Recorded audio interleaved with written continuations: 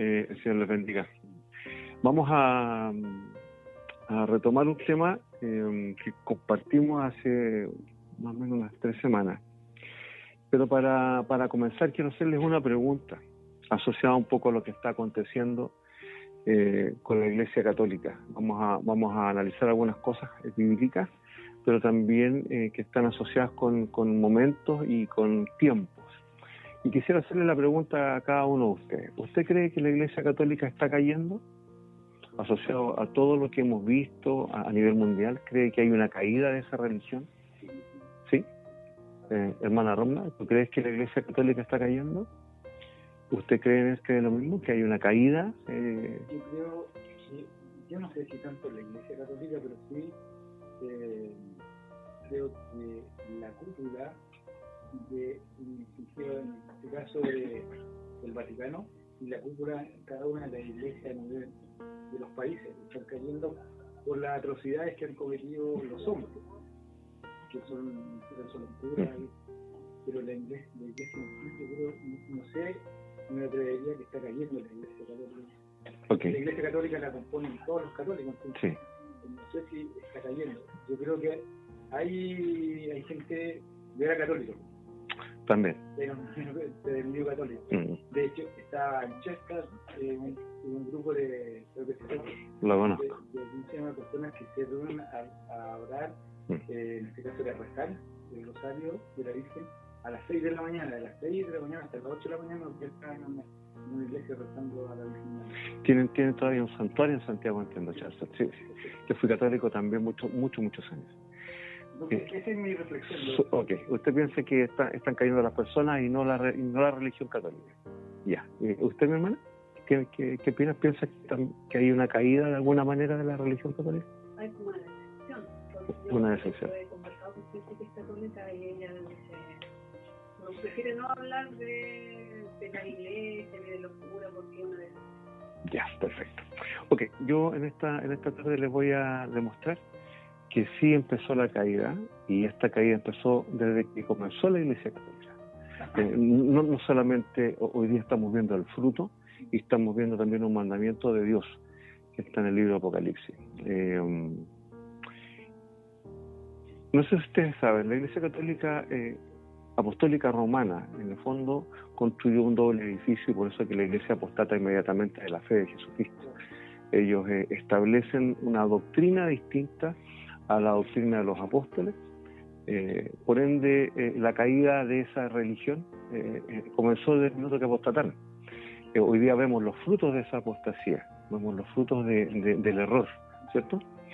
Me permití hacer un estudio bastante largo sobre algunas cosas que son controversiales y que indican un poco, ¿cierto?, el estado, ¿cierto?, o el estado del arte o la salud de esa religión, entendiendo que esto no es religión, sino una relación de amor con Jesucristo. Los cristianos no tenemos religión, es una relación de amor con Jesús. Bien, voy a tocar algunos puntos para que podamos ver, digamos, cuál es la posición de ellos y cuál es la condición de ellos. Por ejemplo, la Iglesia Católica, asociado a lo sexual, a lo humano, enseña la práctica de la castidad.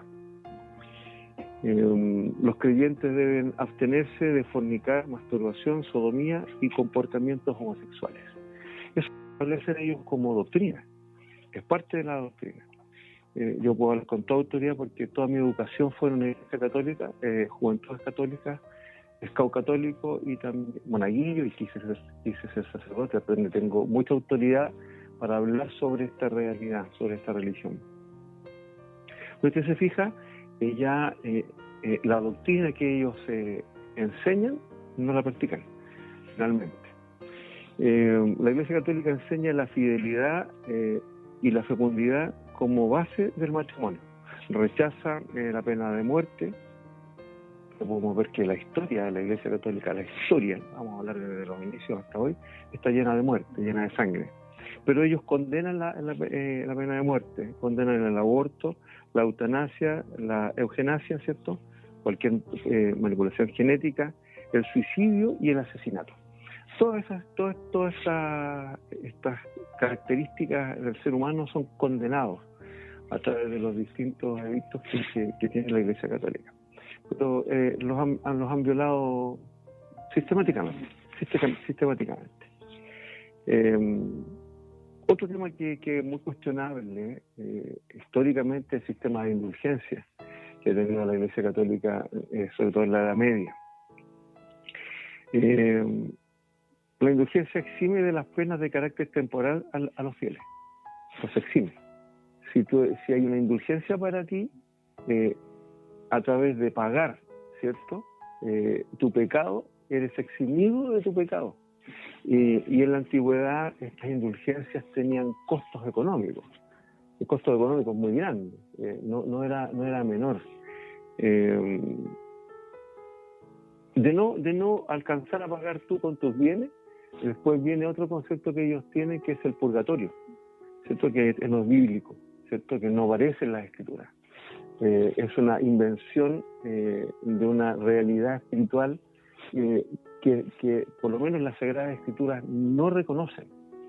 Por ende, si usted se fija, para poder acceder al perdón y a la indulgencia, usted tenía que de alguna manera pagar este servicio. En tema de personas importantes, reyes o personas que tuviesen alguna connotación de autoridad, la indulgencia era papal. Por ende, papal o los cardenales o los obispos tenían esa capacidad de emitir esas indulgencias. Pero eso usted tenía que pagarlo. No era gratuito. Y es así como la Iglesia Católica o la religión católica empezó a acumular una cantidad de bienes muy, muy impresionante. El Evangelio de Jesucristo no tiene que ver con pagar, porque Él pagó nuestra salvación en la cruz. Él es el Cordero perfecto, es el holocausto perfecto. Por ende, hay un doble discurso que lamentablemente los fieles de esta religión, los que fuimos fieles a esta religión, no pudimos advertir en su minuto. Esto fue estuvo muy presente en la Edad Media, ¿cierto? Y yo creo que hasta el siglo XIX podemos hablar de que el sistema de indulgencia estaba todavía muy vigente. Y así se hicieron, como les cuento, de propiedades, de fondos, de grandes extensiones de terreno, de reliquias, de cosas preciosas, ¿cierto? Con el propósito de alcanzar la salvación o el perdón de los pecados. De no alcanzar usted la tierra en su vida a pagar, venía el purgatorio. El purgatorio es un concepto, como les contaba, religioso, presente en dos iglesias, la Iglesia Católica y la copta, que son los coptos, son los cristianos egipcios, que son aquellos egipcios que aceptaron a Jesucristo. Estas dos religiones tienen conceptualmente definido el purgatorio como un lugar de transición, donde finalmente, a través de las oraciones, a través de la Eucaristía, ¿cierto? Usted podía finalmente alcanzar la salvación. El problema es que tanto las plegarias, ¿cierto?, que se solicitaba a la Iglesia Católica por los muertos, ¿cierto?, cuando oran por los muertos, ¿cierto?, y las misas, que es la Eucaristía, son pagadas. O sea, si usted entendía que su pariente cercano, que no usted amaba, ¿cierto?, no había alcanzado su salvación, desde su perspectiva usted podía encargar, ¿cierto?, a la iglesia local o alguna de las iglesias que usted considerara que tuviera la autoridad para que oraran por su deudo, ¿cierto?, hicieran misas por esa persona, pagados, obviamente. Eso hasta el día de hoy. Por ende, este tipo de prácticas no tiene ninguna relación con el verdadero evangelio. Y si la Biblia dice, ha predicado este evangelio, ¿cierto? Nunca Jesucristo cobró por el buen servicio, todo lo contrario. Él le preguntaba a la gente qué quieren que les haga y se los concedía por amor. Estaba en él el poder y la autoridad para finalmente cambiar la vida de las personas. Entonces, para para acceder a esta purificación y expiación de los pecados, usted tenía que pagar. Por ende, sí con la seguridad de que los que salían del purgatorio, que eran la mayoría, se iban al cielo. O sea, esa era de alguna manera esta verdad oculta, ¿cierto? No se preocupe, vamos a orar, vamos a hacer misas, vamos a interceder por el alma de su muerto y no quepa duda que se van a expiar sus pecados, ¿cierto? Sí, y se va a ir al cielo. O sea, esa es una etapa intermedia donde evidentemente había un negocio implícito muy claro.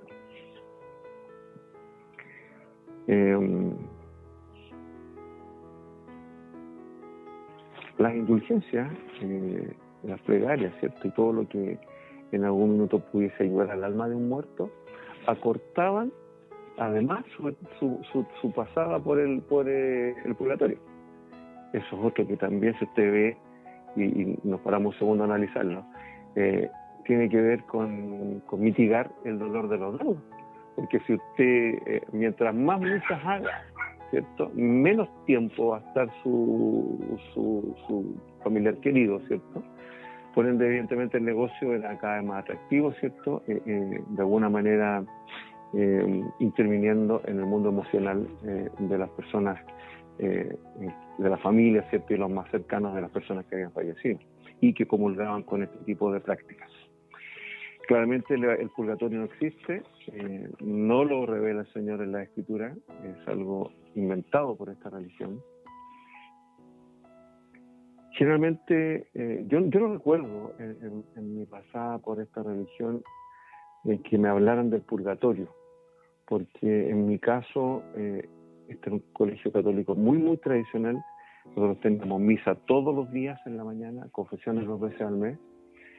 Así que como era un colegio, en la comunidad donde yo participaba como Juventudes Cristianas Católicas tampoco participaba yo mucho de eso. Me imagino que la comunidad sí, pero los jóvenes no teníamos mucha información, no se hablaba tampoco los jóvenes del purgatorio ni lo que había detrás, digamos, de los servicios que presta la religión católica.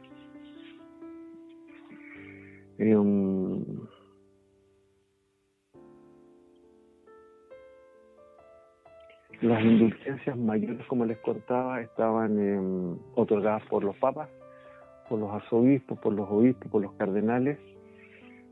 Y usted entenderá cuánto cuesta acercarse a un papa o cuánto nos costaría a nosotros, ¿cierto?, personas comunes y corrientes, acceder a un cardenal o a alguien así para que él decrete, ¿cierto?, el perdón de pecados de una persona.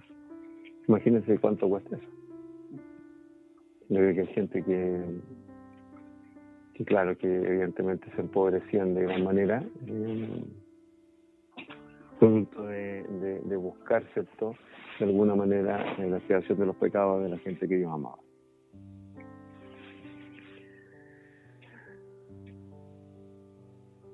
En la Edad Media se considera pagar grandes sumas de dinero.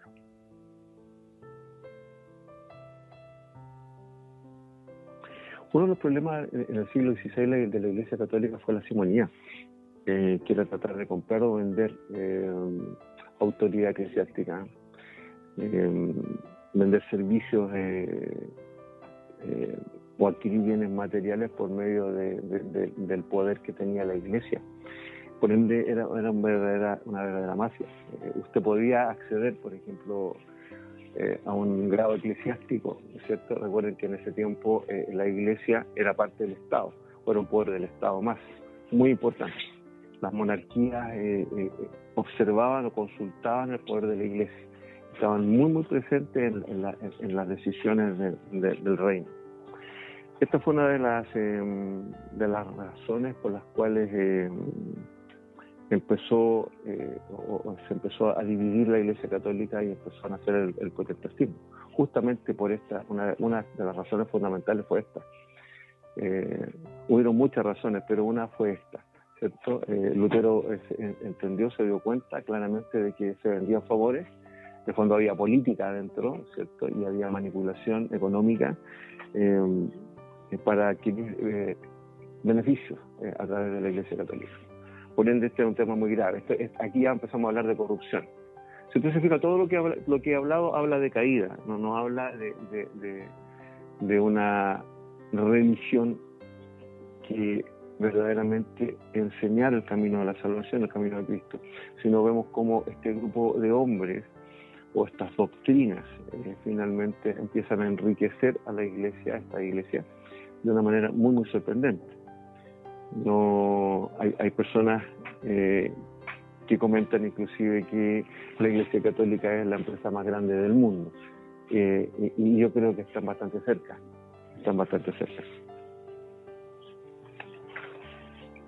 Se enriqueció la Iglesia Católica, Apostólica, Romana. Yo no sé, para alguien que conoce las Escrituras como ustedes, que podría tener de romano, ¿cierto?, la vida del Cristo en su primera iglesia. Nada, en lo absoluto. El mismo nombre habla de paganismo, que ellos eran paganos. Bueno, me imagino que conocen la historia, un poco cuando se convierte el primer emperador a Cristo, tiene un tremendo problema político, no espiritual ni religioso, político, en términos de que tenía que convencer a un país politeísta, ¿cierto?, a creer en un solo Dios, cuando ellos tenían muchos dioses. Por ende, de ahí nacen los santos, de ahí nacen, ¿cierto?, la adoración a estos seres que en el fondo eran dioses, que pasan a ser santos y que tienen una connotación divina, así como la Madre de María, o la Madre de Jesucristo, María. Y ahí hay varios problemas que son implícitos, que también están en las Escrituras. Por ejemplo, por decreto María en la Teotocos, la Madre de Dios, ni siquiera la Madre de Jesús. Es la Madre de Dios por decreto, por ende venerable, ¿cierto? Cosa que nosotros tenemos plena información de que ella fue virgen y después concibió los hermanos de Jesús, y que no tiene esa condición divina. Lo estableció el Señor. Quien es mi madre y mis hermanos, ¿cierto?, son los que hacen la voluntad de mi Padre. Otro tema bastante relevante y que también ha sido motivo de controversia en la historia es el uso de las imágenes, ¿cierto? No existe fundamento bíblico que avale el adorar imágenes. Es todo lo contrario. Por ende, en el concilio de Nicea II se acuerda la veneración a las imágenes, en el capítulo 21-31, dice, fundándose en el misterio del Verbo encarnado, ¿cierto? Ellos se toman de eso, de que Jesucristo, de que el Señor se encarna en un hombre, tomando ese principio, ¿cierto? En el año 707 justifica el culto de las sagradas imágenes de Cristo, María, la Madre de Dios, los ángeles y los santos. El Hijo de Dios, al encarnarse,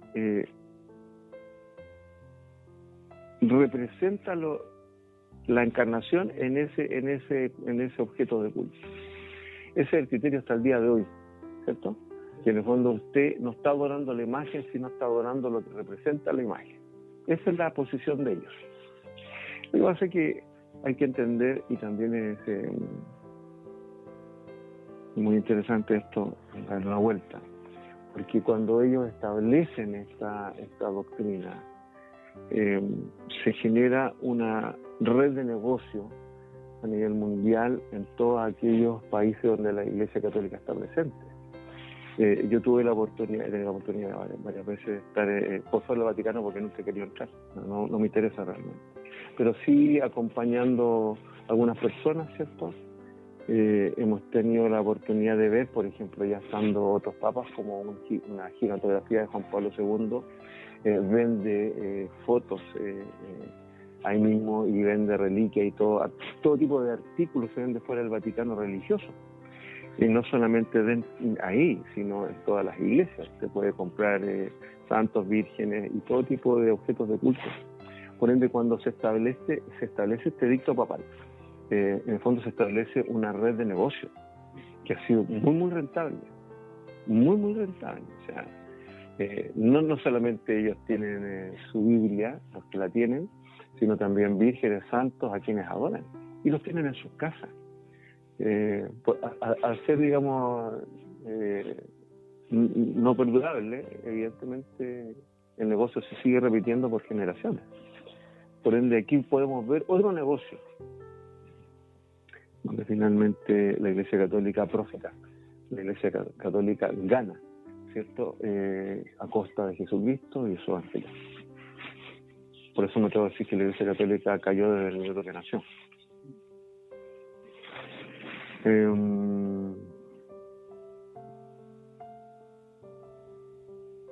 El que venera una imagen, venera en ella a la persona que ella representa.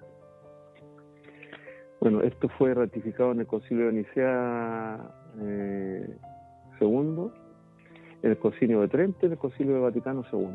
Ha sido ratificado esto. Ellos no cambian su postura porque evidentemente tienen a perder el negocio, claramente. Recuerdo una vez en Roma tomando un café con un personaje, no recuerdo su nombre, pero sí recuerdo lo que me dijo cuando yo me presenté como pastor cristiano. Me dijo: ustedes no vinieron a echar a perder el negocio. Estábamos sentados tomándonos un café ahí en Roma y el hombre me decía: yo soy pagano. Yo creo en muchos dioses, pero la Iglesia Católica es la que trae los recursos por el turismo, el Vaticano, y evidentemente hay un punto generador de recursos muy grande, y ustedes son capaces de hacer un punto en un garaje, donde no tienen nada de lo que tiene la Iglesia Católica. Ustedes nos vinieron a echar a perder el negocio. Yo lo miraba. Por primera vez en mi vida, nunca más se me ha vuelto a presentar una persona que se indique como pagano.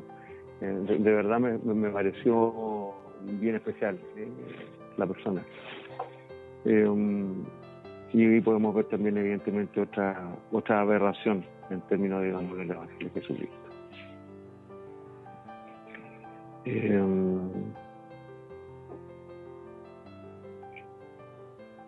Definen también en estos concilios que el honor tributado a las imágenes sagradas es una veneración respetuosa, no una adoración que solo le corresponde a Dios. Y católicos muchos años. Eso no es verdad. Esta es una declaración de alguna manera para, me imagino, tratar de parar o menguar las críticas no solamente del interior de la Iglesia Católica y también de las otras religiones, evidentemente. Yo me recuerdo haber estado de rodillas muchas veces delante de la Virgen, pidiéndole a la Virgen o pidiéndole a un santo, por ignorancia absoluta. O sea, me recuerdo, como si fuera hoy, fue toda mi vida. O sea, el Señor me rescató de un sistema religioso como ese. Así que me parece una no verdad esta declaración de ella. Éxodo 20, 45 dice: no te harás escultura ni imagen alguna, ni de lo que hay arriba en los cielos, ni de lo que hay abajo en la tierra, ni de lo que hay en las aguas debajo de la tierra. No te postrarás ante ellas, ni les darás culto, porque yo, Jehová, tu Dios soy. Porque yo, Yahweh, tu Dios, soy un Dios celoso que castigo la iniquidad de los padres en los hijos hasta la tercera y cuarta generación de los que me aborrecen. Por ende, no harás culto, no te arrodillarás, no venerarás. Claramente lo dice el Señor. En Deuteronomio 27:15 dice esto: maldito el hombre que hiciere escultura o imagen de fundición, abominación a Jehová, obra de mano de artífice, y la pusiese en lo oculto, y todo el pueblo responderá y dirá amén. O sea, maldito el hombre que hiciese escultura o imagen de fundición. Estamos hablando de los artesanos. ¿Estamos? Guardad pues mucho en vuestras almas, pues ninguna figura visteis el día que Jehová habló con vosotros de medio del fuego, para que no os corrompáis y hagáis para vosotros escultura, imagen de figura alguna, efigie de varón o hembra, figura de animal alguno, que está en la tierra, figura de ave alguna, alada que vuele, por el aire, figura de ningún animal que se arrastre sobre la tierra, figura de pez alguno que haya en el agua debajo de la tierra. Deuteronomio 4:15 al 18. Por ende, las escrituras establecen claramente que estas doctrinas finalmente no son de Dios. Aquí hay una paradoja gigantesca que también habla de la aberración. Recuerden que la Biblia habla de doctrinas de hombres y doctrinas de demonios. Este es un dogma, la infalibilidad pontificia. ¿Qué significa eso? Este dogma está establecido por el Papa Pío XII en el Concilio Vaticano I de 1870. La infalibilidad papal. ¿Qué significa eso? Que en la teología de la Iglesia Católica el Papa no comete errores, es infalible. El Papa es perfecto, no comete errores, ¿cierto? En las enseñanzas dogmáticas, temas de fe y moral, bajo el rango de solemne definición pontificia. El Papa es perfecto. Solo Jesucristo, solo el Señor. Por ende, esto es absurdo. Esto es absurdo. Y este dogma de la Iglesia Católica ha sido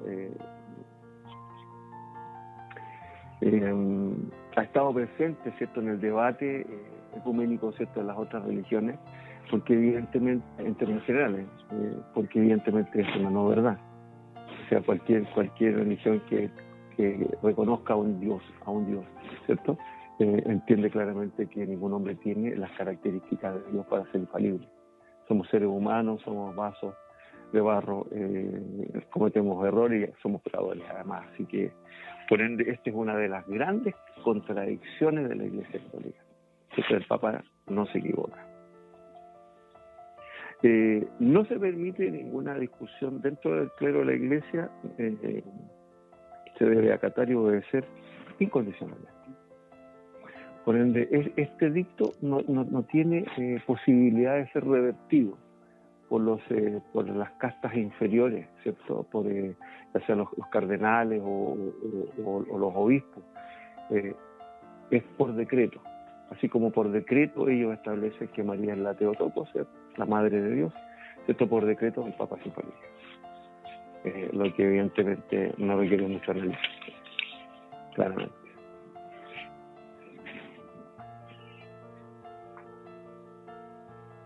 Este dogma ha sido interpretado por otras religiones como absurdo y ridículo. No obstante eso, ellos mantienen su dogma. Lo mantienen.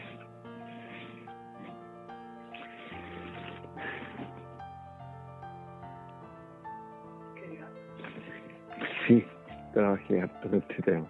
¿Por qué? Porque me interesa demostrarles a ustedes lo que les dije inicialmente, que está cayendo esta religión. Claramente en contraposición, ¿cierto?, a la vida de los apóstoles, no está en consonancia y concordancia con la infalibilidad del hombre. Todo lo contrario. Ellos en más se declararon que este tesoro estaba en vasos de barro, se declararon que necesitaban más fe. Por ende no es tampoco el testimonio, ¿cierto?, de nuestro referente máximo, que es el Señor Jesucristo, sino no tiene ningún sentido, ningún asidero real. Otro tema que también es cuestionado, el hecho de que el Papa se haga llamar Santo Padre, ¿cierto? Ese es otro cuestionamiento grande. El Señor dice: uno es vuestro Padre, el que está en los cielos, Mateo 23:9. Y los que conocemos por su misericordia al Señor, sabemos que hay un solo Padre, Padre de todos los espíritus, buenos y malos. Él nos creó a todos. Por ende, a ninguno llames Padre en la tierra. Solo Él es el único. Los que estamos aquí somos los papás, lo que quieras, pero Padre con mayúscula, es Dios. ¿Estamos? Por ende, esa otra arrogancia, entre comillas, también no es escritura. Otro tema que también es re interesante ver, que el clero hasta el día de hoy adopta una posición muy distinta al resto de la iglesia. Hay dos tipos de sacerdocio en la iglesia católica: el sacerdocio ministerial, que es el trabajo ordenativo, ¿cierto?, de la iglesia a través de los sacerdotes, de los curas, y está el sacerdocio común, ¿cierto?, donde se exige una vida de fe, de esperanza, de caridad, ¿cierto?, y de alguna manera espiritual. Hay dos tipos de sacerdocio. En la antigüedad era más complejo aún. Yo no sé si ustedes se acuerdan, las misas eran en latín. Yo tuve la oportunidad de ver al último sacerdote católico en Chile haciendo misas en latín. Estaba excomulgado ya, pero él seguía haciendo misas en latín. El problema no es que fueran en latín, porque el español tiene una raíz latina, ¿cierto? Vamos a entender algunas cosas. El problema es que hacía la misa mirando hacia el Santísimo, ¿cierto? Le da vuelta la espalda al pueblo. Entonces la gente no entendía nada. O sea, y yo fue una casualidad muy grande porque iba pasando por fuera de esa iglesia, había escuchado el caso, sí, pero nunca me imaginé que era ese el cura.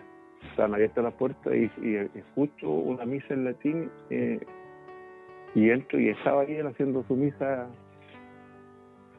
Wow. Bien. Y así tantos temas, ¿cierto?, que han sido controversiales.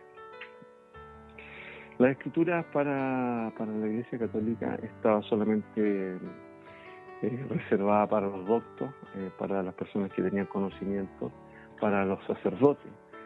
Usted no podía tener una Biblia en algún minuto de la historia, porque no le correspondía a usted. Las escrituras iban a ser compartidas solamente por este sacerdote, el sacerdocio ministerial. El resto del pueblo no tenía la posibilidad de acceder a la escritura, y es una de las razones por las cuales también comienza el movimiento protestante, ¿cierto?, en la tierra, por la gracia de Dios.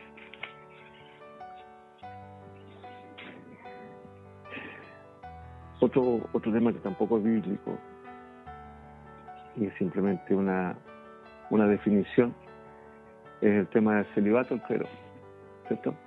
Ellos asumen que porque Jesucristo no fue casado y el apóstol Pablo no fue casado, ¿cierto?, y además el apóstol Pablo quería no casarse, ellos adoptan esa figura como una figura ideal, ¿cierto?, de un ministro de Cristo.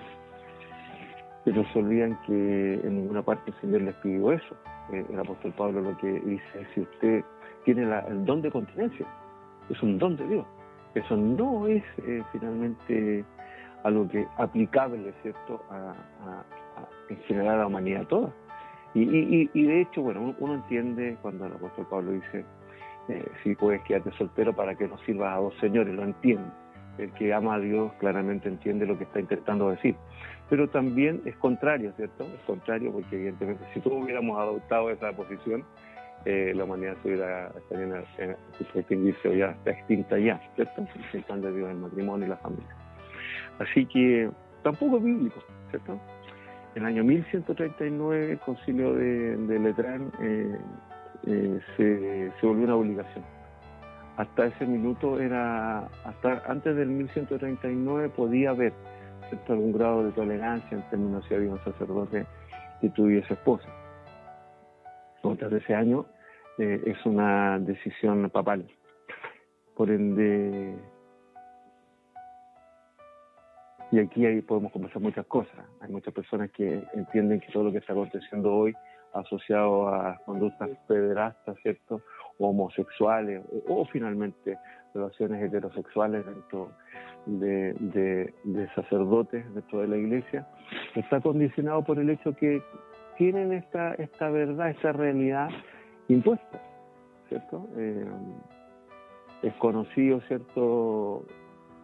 Es conocido por comentarios de personas que han estado en el seminario, ¿cierto? En mi caso yo tengo unos amigos que se han salido o tuve en el tiempo, que finalmente tienen muchos problemas. la comida contiene, ¿cierto?, algunas sustancias para que el hombre no tenga ese deseo natural, ¿cierto? En la Edad Media también estaban los flagelos, ¿cierto?, que los curas se flagelaban asociados a sus pensamientos pecaminosos o carnales, ¿cierto?, o a las prácticas carnales definitivamente. Por ende, toda la vida ha sido contraria a la esencia del hombre, ¿cierto?, este edicto papal. Otra de las cosas que han sido muy cuestionadas también fue el tema de la Inquisición. Ellos fueron acusados de asesinato, tortura, crímenes relacionados con la Iglesia Católica, por lo cual se condenaba que a todo aquel que no creyera en su doctrina era considerado hereje.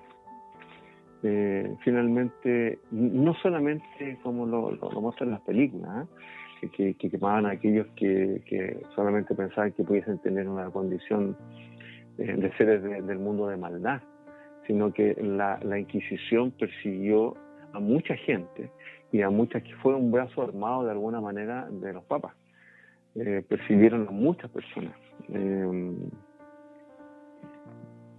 La Inquisición es una de las más, las que tuvo mayor, de alguna manera, mayor relevancia fue la española.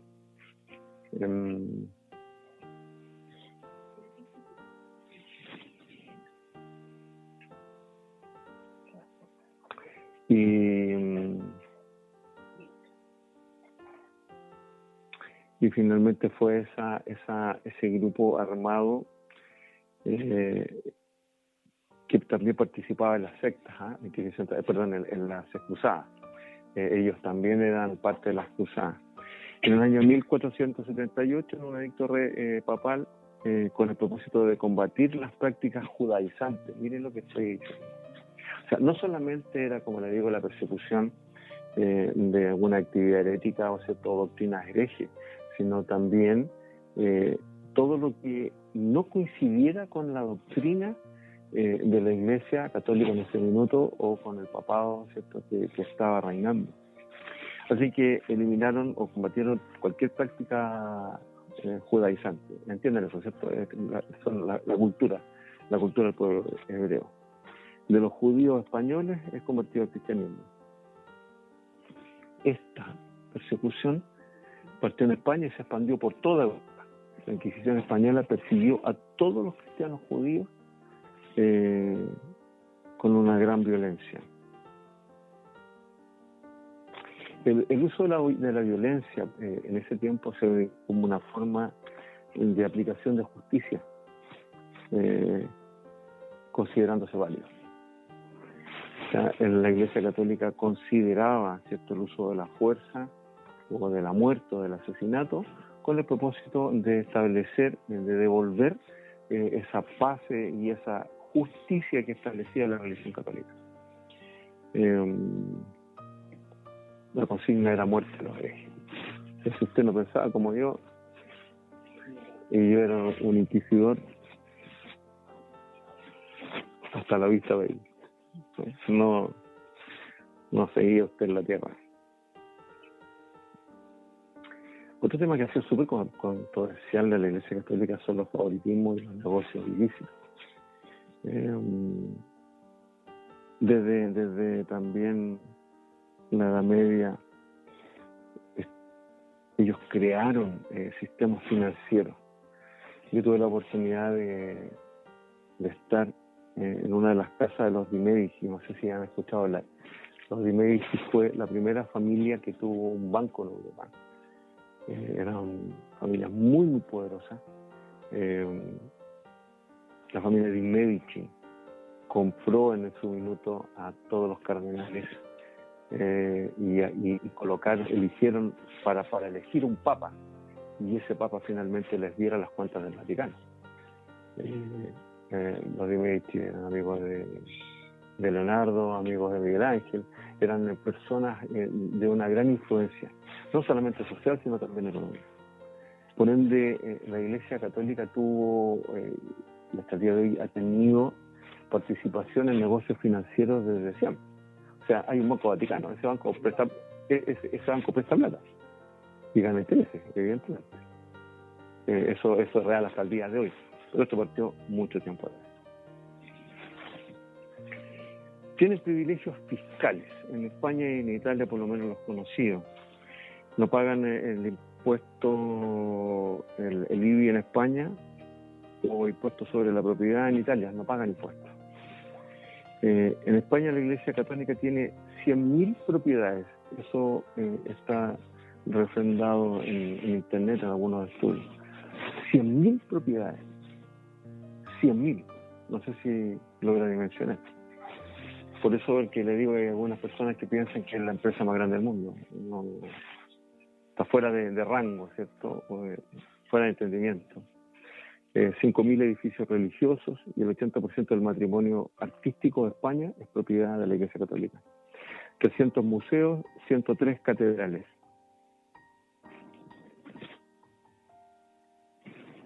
Yo no sé si usted asocia toda esta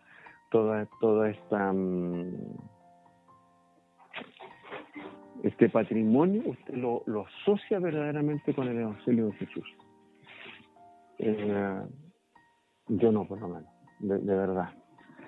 También hay algunos estudios que hablan que si ellos se deshicieran de todas sus posesiones, terminan con la hambruna en el mundo. Es así la riqueza que ellos tienen. Por eso que me atrevo a decir que esta iglesia cayó desde el día que apostató de la verdadera fe. Hoy día podemos ver, y Chile ha sido una muestra muy importante de la caída de, como usted bien decía, de la cúpula del clero católico, porque se le ha pedido la renuncia a todos, entendiendo que finalmente no solamente hubieron actos de deshumanidad, sino también de encubrimiento. Inclusive se habla que el administrador hoy día es una persona que estuvo involucrado también con los mismos principios de encubridor. Entonces, si vemos, no se ve finalmente que hay una posibilidad de que ellos pudiesen levantarse. Yo después les voy a mostrar claramente en la escritura de que eso no va a acontecer. Las cruzadas, ¿cierto?, del año 1096 a 1291, por la causa de Cristo, generaron millones de muertos por la causa de Dios, ¿cierto? Y en el fondo era lo mismo, tener el control y perseguir a todos aquellos que pudiesen de alguna manera estar en conflicto con sus creencias.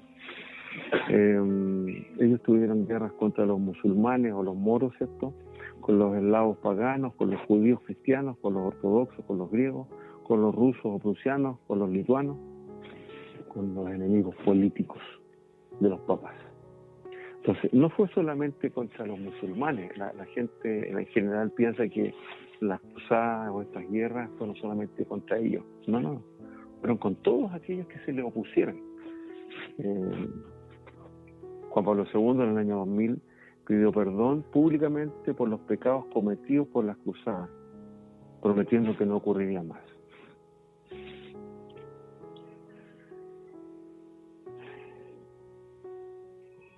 Y dentro de los católicos también hay muchas órdenes que también tuvieron algún grado de connotación o de importancia, como por ejemplo los templarios, ¿cierto?, orden militar cristiana, y su objetivo era cuidar, ¿cierto?, cuando los cristianos peregrinaban a Jerusalén. Ese era el objetivo, para eso nace, ¿cierto? Pero finalmente los caballeros templarios empiezan a cautelar también todos los tesoros de la iglesia. Y finalmente con el propósito de que no fueran robados, ¿cierto?, estos tesoros, ellos terminan aislándose de la Iglesia Católica, construyendo también grandes fortificaciones y desapareciendo los tesoros de la Iglesia Católica. Finalmente se robaron lo que los otros se robaron, digamos, de alguna manera. y fueron condenados y exterminados por la Iglesia Católica y condenados a la hoguera. Así termina la Orden del Temple o la Orden de los Caballeros Templarios. Terminan todos quemados.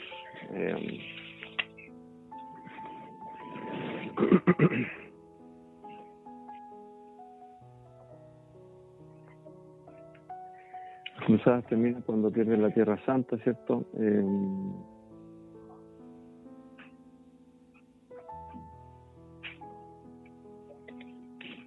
Los santuarios también en ese tiempo tenían la custodia, no solamente de la peregrinación, sino también de la Tierra Santa. Cuando la pierden, eso es la razón que arguye el Papa para finalmente, presionado por el rey de la época, para exterminarlo. Hasta el día de hoy hay muchos comentarios de dónde estarán esos tesoros, ¿cierto? Que fueron muchos. ¿Ok? Entonces, yo de alguna manera he tratado de brevemente poder contarles a ustedes que esta religión no considera finalmente la vida del Cristo como centro, establece doctrinas de hombres, me atrevo a decir que también de demonios. Me llama mucho la atención que en todos los análisis que se hacen hoy del fruto, ¿cierto?, del trabajo pastoral, ¿cierto?, de los sacerdotes. Bueno, los sacerdotes podemos ver la mentira,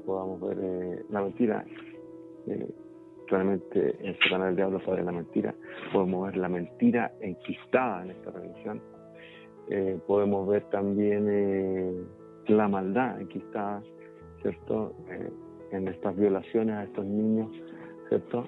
Se habla que hay violaciones, hay registros de violaciones de sacerdotes desde niños de 3 a 14 años, desde 3 años, ¿no?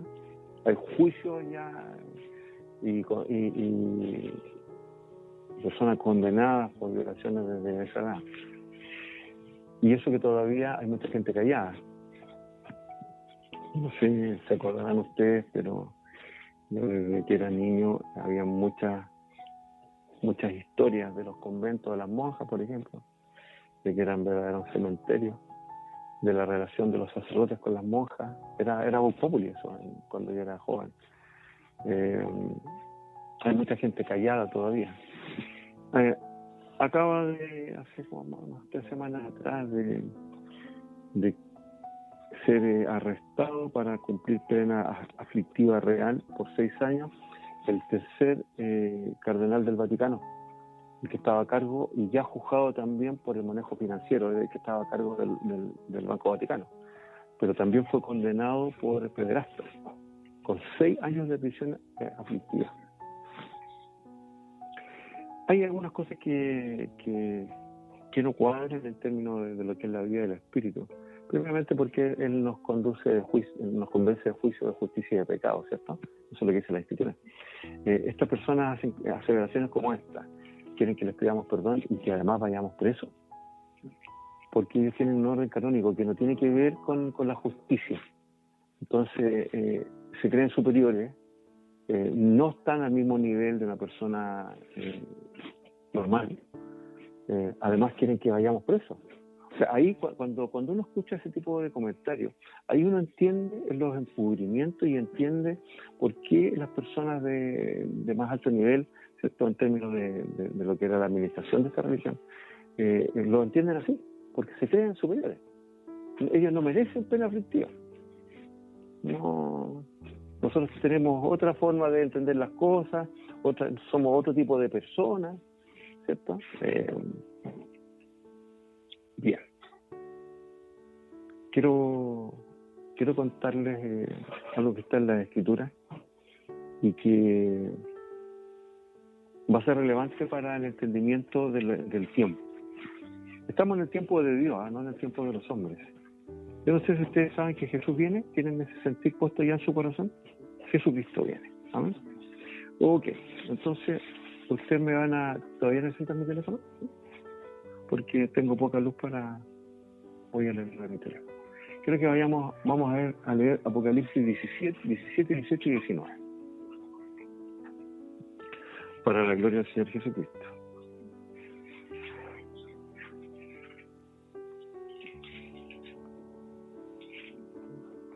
Apocalipsis. Partimos con el 17, 18 y 19. Vamos a partir con el 10, sí, completos.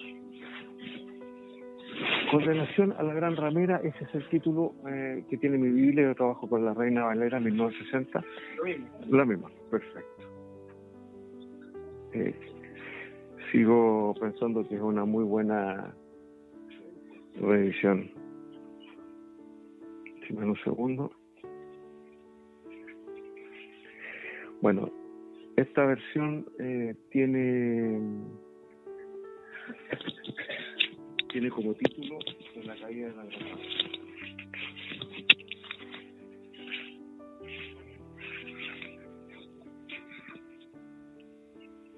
Okay.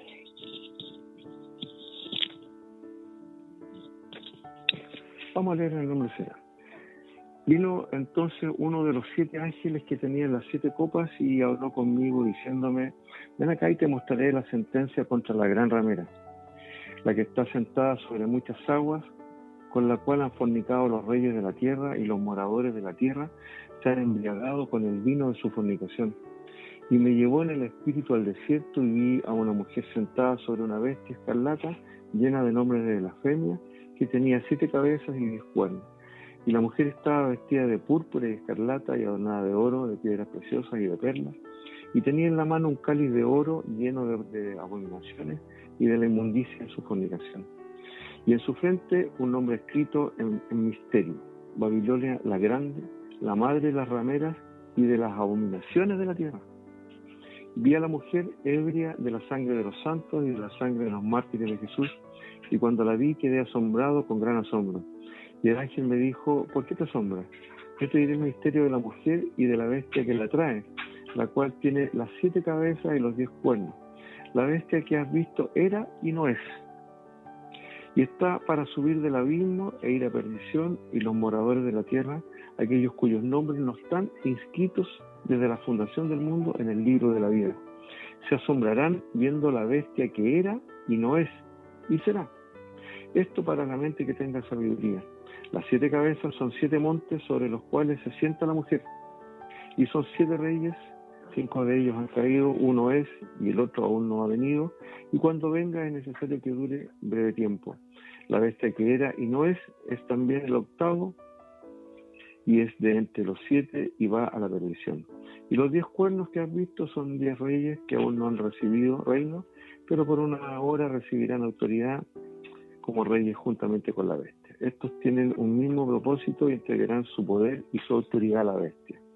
Pelearán contra el Cordero y el Cordero los vencerá, porque Él es el Señor de señores y Rey de reyes, y los que están con Él son llamados elegidos y fieles. Me dijo también: las aguas que has visto donde la ramera se sienta son pueblos, muchedumbres, naciones y lenguas. Y los 10 cuernos que viste la bestia, estos aborrecerán a la ramera y la dejarán desolada y desnuda, y devorarán sus carnes y la quemarán con fuego, porque Dios ha puesto en sus corazones el ejecutar lo que Él quiso, ponerse de acuerdo y dar su reino a la bestia hasta que se cumplan las palabras de Dios. Y la mujer que has visto es la gran ciudad que reina sobre los reyes de la tierra. Bien. Para los que estudiamos las Escrituras y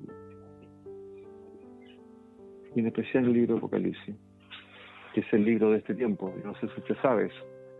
El Apocalipsis es el libro de este tiempo. Los pastores deberíamos estar hablando de este libro, porque finalmente fue dejado para los pastores. Después se los voy a mostrar en la Biblia. Pero aquí hay un tema súper interesante.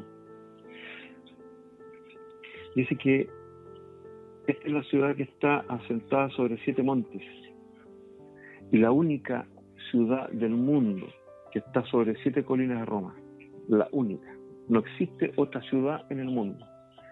Por ende, cuando habla de la Gran Ramera, está hablando de la Iglesia Católica, la que fornicó la verdad desde el comienzo. Ella es la Gran Ramera de todas las rameras.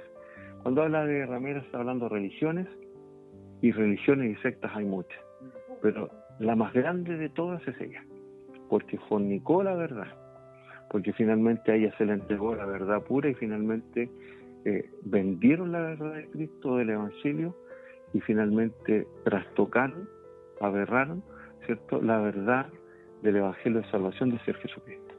Por ende, es la ciudad que reina sobre los reyes de la tierra, sin lugar a dudas. Sin lugar a dudas. Hay muchas religiones. No es la religión más grande de la Iglesia Católica, pero sí es la religión socialmente aceptada, ¿cierto? Y por ende ha reinado sobre los reyes de la tierra. Y finalmente se han fornicado con ella en sus deleites. ¿Ya? Yo no sé si ustedes sabían eso, ¿cierto? Que cuando habla de la gran ramera está hablando de la Iglesia Católica. Vamos a Apocalipsis 18. Después de esto vi otro ángel descender del cielo con gran poder, y la tierra fue alumbrada con su gloria y clamó con voz potente. Estamos hablando que estos son profecías, ¿cierto? Son visiones que vio ya no el apóstol Juan, sino el profeta Juan. Tuvo dos ministerios claros. Aquí estamos hablando del profeta, el hombre que le fue mostrada la visión del cielo. Y clamó con voz potente diciendo: ha caído la gran Babilonia, y se ha hecho habitación de demonios y guarida de todo espíritu inmundo y albergue de toda ave inmunda y aborrecible. Tiene una inconsistencia muy grande aquí. Cayó el arzobispo de Nueva York, han caído en todo el mundo las cabezas de la Iglesia Católica, pero nadie es capaz de poder establecer la razón de esta caída.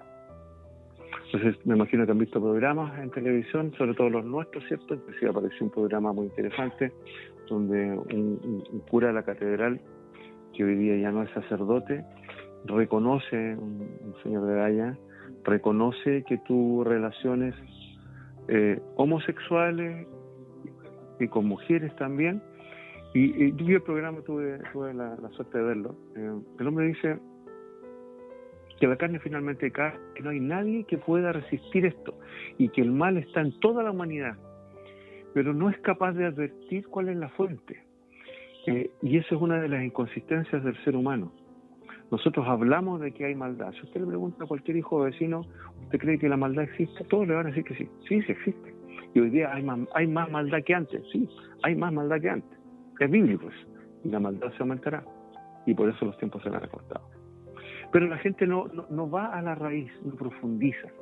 Se queda simplemente en que sí, hay maldad. O sea, cuando un sacerdote de este nivel, digamos, ¿cierto?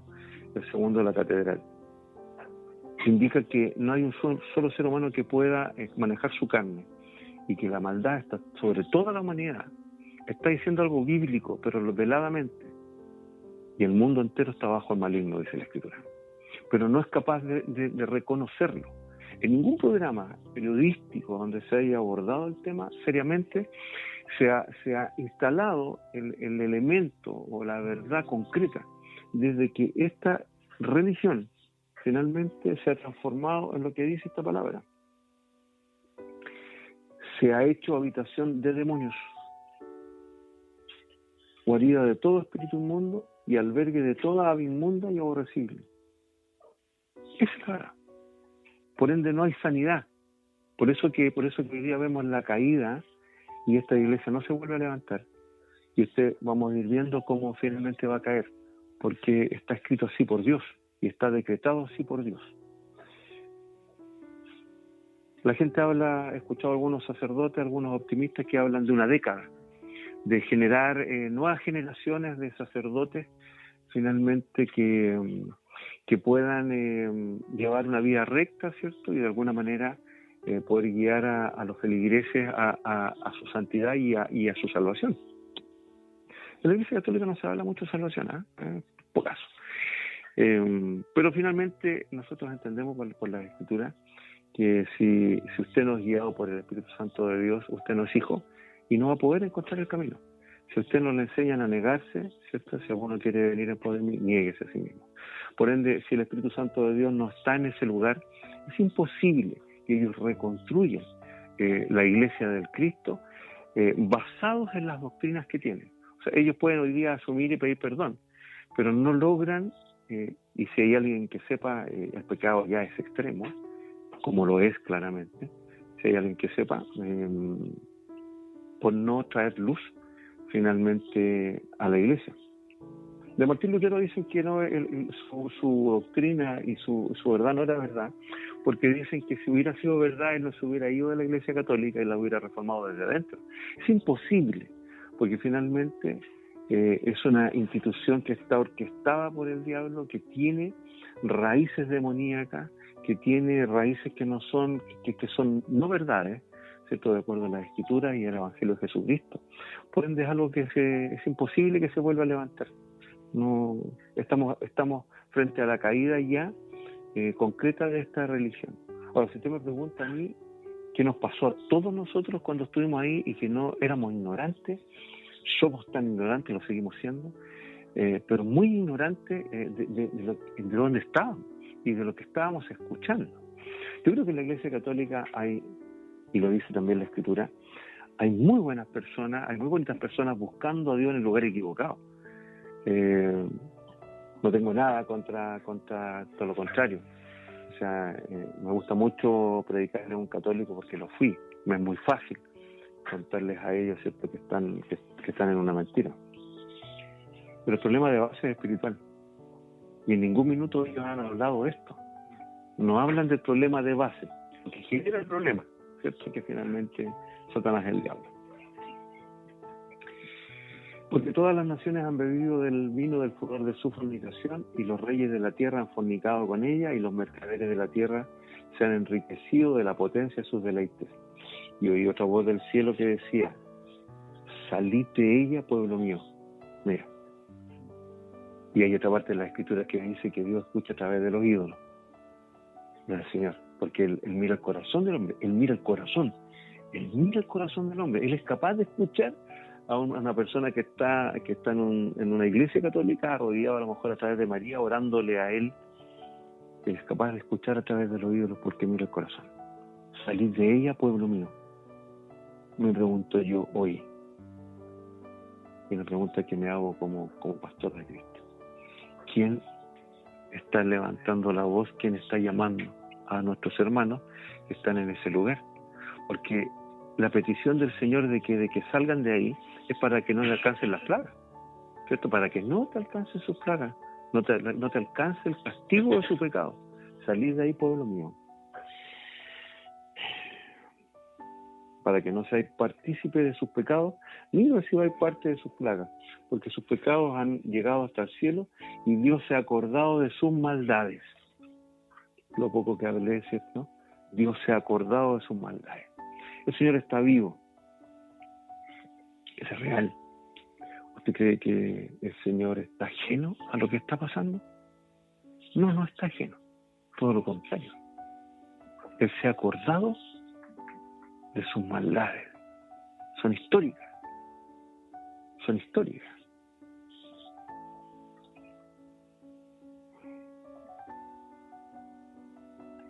Porque sus pecados han llegado hasta el cielo y Dios se ha acordado de sus maldades. Darle a ella como ella os ha dado, y pagarle doble según sus obras en el cáliz en que ella preparó bebida. Prepararle a ella el doble. Cuánto ella se ha glorificado y ha vivido en deleite, tanto darle de tormento y llanto, porque dice en su corazón: yo estoy sentada como reina, y no soy viuda, y no veré llanto. Eso es lo que siempre han dicho ellos. Son intocables. Por lo cual en un solo día vendrán sus plagas, muerte, llanto y hambre, y será quemada con fuego, porque poderoso es Dios el Señor, que la juzga. O sea, eso es lo que viene para la Iglesia Católica, la destrucción completa, en un solo día. Por eso digo que empezó ya esta caída. Y los reyes de la tierra que han fornicado con ella y con ella han vivido en deleite, llorarán y harán lamentación sobre ella cuando vean el humo de su incendio, parándose lejos por el temor de su tormento, diciendo: ay de la gran ciudad de Babilonia, la ciudad fuerte, porque en una hora vino su juicio. Todos se paran desde lejos, pero como empieza la caída ya nadie se identifica, ya inclusive los católicos ortodoxos están mirando desde lejos qué va a pasar, qué van a decir o qué va a aparecer de noche, qué nueva noticia, ¿cierto? Están todos muy asombrados con esto. Era un secreto a voces, pero estaba callado. pero hoy día esto se destapó porque el Señor así lo permitió. Y los mercaderes de la tierra lloran y hacen lamentación sobre ella porque ninguno compra más sus mercaderías. Y aquí está claro que la Iglesia Católica. Mercaderías de oro, mercaderías de plata, de piedras preciosas, de perlas, de lino fino, de púrpura, de seda, de escarlata, de toda madera olorosa, de todo objeto de marfil, de todo objeto de madera preciosa, de cobre, de hierro y de mármol y canela, especies aromáticas, incienso, mirra, olíbano, vino, aceite, flor de harina, trigo, bestias, ovejas, caballos y carros, esclavos, almas de hombres. Subrayalo eso. Subrayalo. Los frutos codiciados por tu alma se apartaron de ti y todas las cosas exquisitas y espléndidas te han faltado y nunca más las hallarás. Los mercaderes de estas cosas que se han enriquecido a costa de ella se pararán lejos por el temor de su tormento, llorando y lamentando y diciendo: ay, ay, de la gran ciudad que estaba vestida de lino fino, de púrpura y de escarlata. ¿Sí o no? ¿Me dice amén a eso? Sí. Del lino fino, la vestidura de los sacerdotes, de púrpura y de escarlata, y estaba adornada de oro, de piedras preciosas y de perlas, porque en una hora han sido consumidas tantas riquezas. Y todo piloto y todos los que viajan en naves y marineros y todos los que trabajan en el mar se pararon lejos, y viendo el humo de ese incendio dieron voces diciendo que ciudad era semejante a esta gran ciudad. Y echaron polvo sobre sus cabezas y dieron voces llorando y lamentando diciendo: ay, ay, de la gran ciudad en la cual todos los que tenían naves en el mar se habían enriquecido su riqueza, pues en una hora ha sido desolada. Alégrate sobre ella, cielo, y vosotros santos, apóstoles y profetas, porque Dios os ha hecho justicia en ella. Y un ángel poderoso tomó una piedra como una gran piedra de molino y la arrojó en el mar, diciendo: con el mismo ímpetu será derribada Babilonia, la gran ciudad, y nunca más será ya. Y voz de arpistas, de músicos, de flautistas, de trompeteros, no se oirá más en ti. Y ningún artífice de oficio alguno se oirá más en ti, ni ruido de molino se oirá más en ti. Luz de lámpara no alumbrará más en ti, ni voz de esposo y de esposa se oirá más en ti. Porque cuando habla de voz del esposo y de la esposa es Cristo y la esposa la iglesia. Ya no se escuchará la voz de Cristo ni la voz de la iglesia. Porque tus mercaderes eran los grandes de la tierra, pues por tus hechicerías fueron engañadas todas las naciones. Y en ellas se halló la sangre de los profetas y de los santos y de todos los que han sido muertos en la tierra.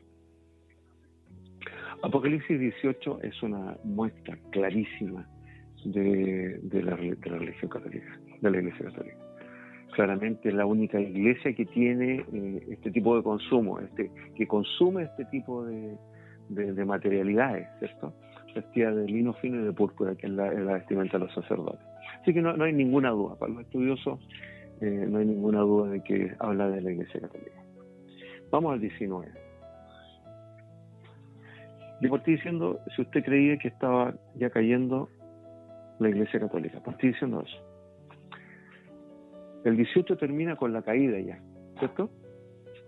Después de esto, después de que cae, ¿cierto? Oí una gran voz de gran multitud en el cielo que decía: aleluya, salvación y honra y gloria y poder son del Señor Dios nuestro, porque sus juicios son verdaderos y justos.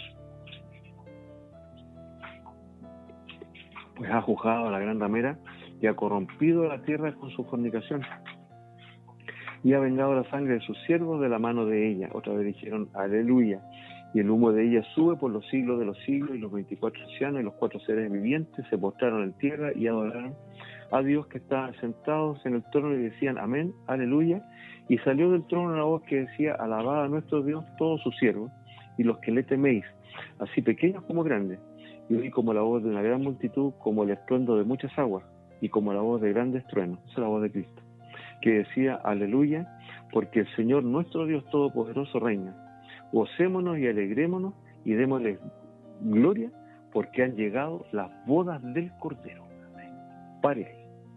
Después que cae la Iglesia Católica, están las bodas del Cordero. Y entre medio de la caída de la Iglesia Católica y las bodas está el rapto. Claramente. Entonces, esta porción de las Escrituras son muy fáciles de entender, porque después de la caída de la Iglesia Católica vienen las bodas del Cordero. Y entre medio está el rapto de la Iglesia, porque las bodas del Cordero son en el cielo. Entonces, nadie sabe ni el día ni la hora, claramente, pero los tiempos sí. Y ya no estamos en los tiempos del hombre, estamos en los tiempos de Dios. Empezó la caída de esta religión falsa porque Dios la juzga y porque se ha acordado de sus maldades. Entre el término de la caída de esta religión están las bodas del Cordero. ¿Cuánto tiempo usted piensa que queda? ¿Cuánto piensa usted realmente que queda? Muy poco. ¿Sabe cuál es el problema? Que esto no se está predicando en las iglesias. Ese es el problema, en nuestras iglesias. Como tampoco estamos pidiéndole a nuestros hermanos que salgan de esa religión para que no le alcancen sus pecados y sus castigos. Entonces hay una inconsistencia también en nuestro pueblo, en términos de no entender los tiempos, de no entender lo que está aconteciendo, de no entender que finalmente cuando caiga, esta es una señal profética, cuando caiga la Iglesia Católica, la gran ramera, después de esto nos encontramos en las bodas del Cordero en el cielo. Y esa es una tremenda noticia. Yo no sé si usted quiere estar ahí, pero yo no me pierdo eso. ¿Me entiende? Por ende, entre la caída de la Iglesia Católica está el rapto. Después de eso viene el rapto y ahí las bodas. Y las bodas no son en la tierra, son en el cielo. Entonces, esta revelación también establece claramente que somos raptados antes de la gran tribulación. Si tú me imagino que ustedes lo saben, han habido corrientes de pensamiento como los calvinistas y mucha gente que hasta el día de hoy postulan, ¿cierto?, que nos vamos antes o nos vamos después. Bien, aquí está la respuesta. Nos vamos antes de la gran tribulación, nos vamos antes. Pero esta es una respuesta bíblica, ¿cierto? No pasa por interpretación. Después de esto vienen las bodas. Entonces, lo que quiero pedirle, si usted entendió en el espíritu lo que hablé esta noche, es que lo comparta en su iglesia, lo comparta con su familia, porque estamos en el final de los tiempos. No pasa por una buena intención, ¿cierto? Viene el Señor. ¿Usted cree que viene el Señor? Pues sí, yo creo que viene el Señor. Nunca me voy a olvidar de una conversación que tuve en Brasil con un pastor. Yo le hice esta pregunta: ¿tú crees que viene el Señor? Y él me dice: sí, yo creo que viene el Señor, yo no. Y abre los ojos. Yo no creo, yo sé que viene el Señor. Y hay una diferencia muy grande entre creer y saber, porque el que cree puede tener por tardanza, como muchos tienen por tardanza. Pastor, no me diga que viene el Señor. Pastor, tengo tantas cosas que hacer para Jesucristo. Pastor, tengo tantos sueños. Pastor, tengo tantas cosas pendientes en mi vida. Pastor, no he servido a Cristo. Pastor, soy tan joven. Pastor, tengo un hijo de 3 años. Pastor, me acabo de casar. Pastor, no me he casado todavía. Son los tiempos de Dios, no los tiempos de los hombres.